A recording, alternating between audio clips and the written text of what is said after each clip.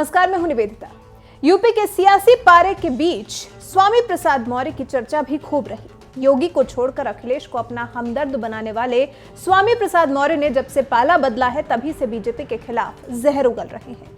कभी बीजेपी के लिए नेवले का रूप धारण कर ले रहे हैं तो कभी बीजेपी को अपना पक्का दुश्मन बता रहे हैं। खैर, स्वामी जब तक बीजेपी में थे तब तक योगी ही सब कुछ थे, लेकिन जैसे ही अखिलेश यादव के पाले में गए हैं अब उनके लिए योगी मोदी से बुरा कोई भी नहीं है। भारतीय जनता पार्टी के लोगों ने इस देश के गरीबों, मजलूमों, दलितों, पिछड़ों, अल्पसंख्यकों के आंख में धूल झोंककर सत्ता हथियाई थी। कौन नहीं जानता? ये भारतीय जनता पार्टी केशव प्रसाद मौर्य और स्वामी प्रसाद मौर्य का नाम उछालकर पिछड़ों के बलबूते पर सरकार बनाई थी। चर्चा किया था मुख्यमंत्री होंगे या तो केशव प्रसाद मौर्य या तो स्वामी प्रसाद मौर्य। पहले गाजीपुर से स्काई लैब उतारने की कोशिश की गई। स्काई लैब यहां आते आते बीच में ही ब्लास्ट हो गया। दूसरा स्काई लैब गोरखपुर से लाकर के मुख्यमंत्री की कुर्सी पर बैठा दिया और पिछड़े वर्गों की आंख में धूल झोंकने का काम किया।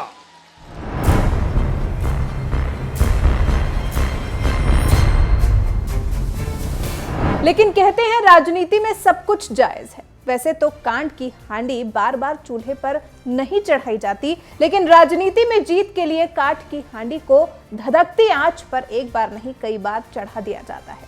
वैसे यहाँ स्वामी प्रसाद मौर्य की चर्चा करने के पीछे का मकसद उनके एक और जहरीले बयान से वाकिफ कराना है। योगी के खिलाफ स्वामी ने कुछ ऐसा बोला है जिसे सुनने के बाद आप भी प्रतिक्रिया करने से खुद को रोक नहीं पाएंगे। दरअसल 2 से 3 दिन पहले सीएम योगी ने कैराना को लेकर एक बयान दिया था। सपा पर हमलावर होते हुए योगी आदित्यनाथ ने कहा था कि 10 मार्च के बाद कैराना और मुजफ्फरनगर की गर्मी पूरी तरह शांत हो जाएगी। गर्मी में भी मैं इसे शिमला बना देता हूं। इस समय योगी आदित्यनाथ का ये बयान सोशल मीडिया पर काफी वायरल हो रहा है। जाहिर सी बात है, इस बयान को आपने भी कहीं ना कहीं जरूर सुना होगा। अगर नहीं सुना तो चलिए आप पहले आपको योगी आदित्यनाथ के इस बयान को सुनाते हैं, क्योंकि योगी के बयान को सुनने के बाद ही आप स्वामी प्रसाद मौर्य के विवादित बयान को समझ पाएंगे। अब 10 मार्च के बाद देखना, फिर इनके गले में फिर वही तख्ती लटकती भी दिखाई देगी और फिर एक गर्मी जो अभी किराना में और मुजफ्फरनगर में कुछ जगह दिखाई दे रही है ना, ये सब शांत हो जाएगी इसके बाद। क्योंकि गर्मी कैसे शांत होगी, ये तो मैं मई और जून में भी इसको बहुत शिमला बना देता हूं। और इसलिए भाइयों बहनों, आज आपके बीच में मैं अपील करने के लिए आया हूं। ये 12 लेन का हाईवे मेरठ और दिल्ली के बीच जोड़ने का ये हाईवे, ये डबल इंजन की सरकार दे रही है।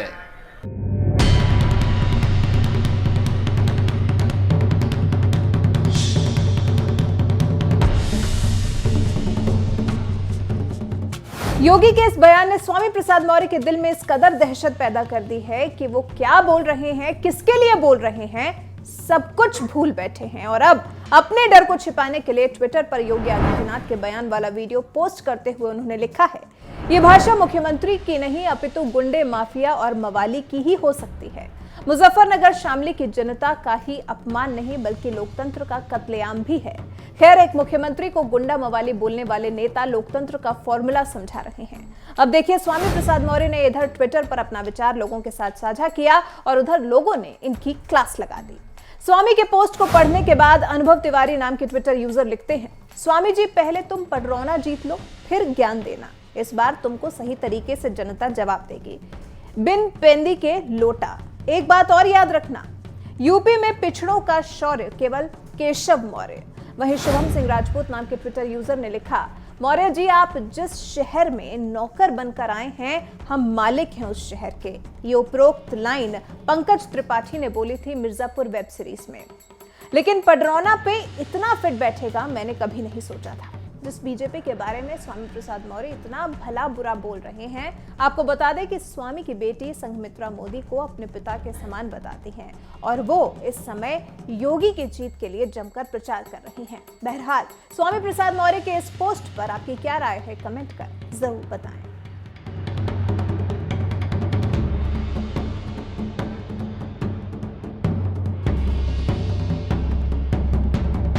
लेकिन मैं तो पहले ही बोल चुका हूं, जो दंगा के मंसूबे के साथ इस समय अपना सिर उठाने का प्रयास कर रहे हैं। 5 वर्ष तक ये सभी लोग बिलों में घुसे थे, दुबके हुए थे।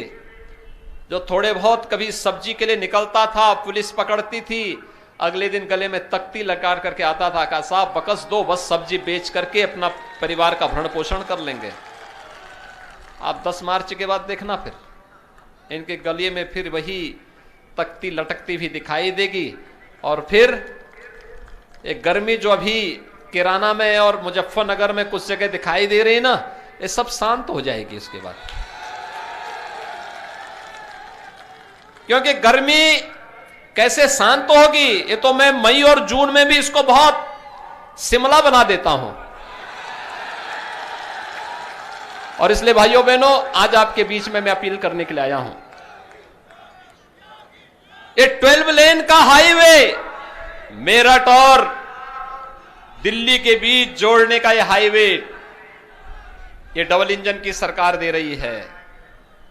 और यही नहीं, हापुड़ के वासियों को हापुड़ का पापड़ अगर हमें कभी प्रयागराज में बेचना हो तो मात्र 6 घंटे में इस दूरी को तय करने के लिए गंगा एक्सप्रेस जो बना रहे हैं हम लोग। सुबह निकले यहां से 6 बजे, यहां से निकले, मध्याह्न में 12 बजे प्रयागराज संगम में स्नान किया और फिर वहां से 2 बजे चले, रात्रि को 8 बजे अपने घर में हापुड़ में। ये डबल इंजन की सरकार का लाभ है। ओलंपिक में भी हमारे युवा पदक प्राप्त करेंगे। स्पोर्ट्स यूनिवर्सिटी यही मेरठ पे हम लोग दे रहे हैं। सपा बसपा की सरकार में तमंचे की फैक्ट्री लगती थी और हम लोग डिफेंस कॉरिडोर दे रहे हैं। डिफेंस कॉरिडोर, यहां जो तोप बनेगी और यहां का नौजवान जब उस तोप के ऊपर चढ़ करके पाकिस्तान की सीमा में उसको दहाड़ेगा तो दुश्मन का काम तमाम हो जाएगा। भाइयों बहनों, सोच देख सकते हैं और इसी सोच को देने के लिए आज एक बार फिर मैं आपके पास आया हूं, आप सबसे अपील करने के लिए। कोरोना में हो सकता है चुनाव आयोग बड़ी रैली करने की अनुमति न दे। अपार उत्साह है। आज मैं प्रातःकाल बुलंदशहर में था, अलग अलग विधानसभा क्षेत्रों में था। क्या उत्साह है, क्या उमंग है। जनता चुनाव लड़ रही है। जब जनता आगे हो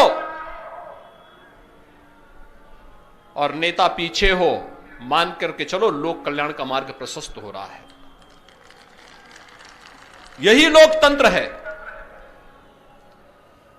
जनता उत्साह के साथ है, एक ही संकल्प है, डबल इंजन की सरकार आनी ही चाहिए। भारतीय जनता पार्टी नेतृत्व की सरकार आनी ही चाहिए।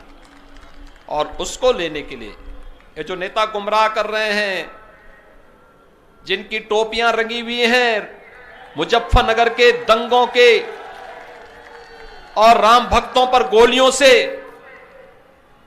उन लोगों को जनता के बीच में आने का तो कोई नैतिक अधिकार होना ही नहीं चाहिए। कोई नैतिक अधिकार नहीं होना चाहिए। लेकिन लोकतंत्र है, वे अपनी बात बोले। लेकिन भाइयों बहनों, गुमराह होने की आवश्यकता नहीं, जनता को बताने की आवश्यकता है। एक ही बात बता देने की आवश्यकता है। जब इनको अवसर मिला था तब बिजली नहीं दी, आज फ्री की बात करते हैं। तब तो दी नहीं, तब दंगा करवाते थे और अंधेरा इसलिए भी करवाते थे जिससे इनके गुंडे दंगा करा करके फिर आग लगा सके। यही तो करवाते थे। मुजफ्फरनगर का दंगा हो, कोसी कला का दंगा हो, मेरठ का उपद्रव हो, बुलंदशहर का उपद्रव हो, और इनको लगता है कि चुनाव में प्रत्याशी बना देंगे तो ये दंगाई सुरक्षित हो जाएंगे। अगर प्रदेश की जनता जनार्दन की सुरक्षा के साथ किसी ने खिलवाड़ किया तो ये वो भी जानता है कि डबल इंजन की सरकार इसको कोई भी स्वीकार नहीं करेगी। और भाइयों बहनों, आज आप सबको यही आश्वस्त करने के लिए मैं आया हूं, कोरोना के प्रोटोकॉल का हम पालन करेंगे।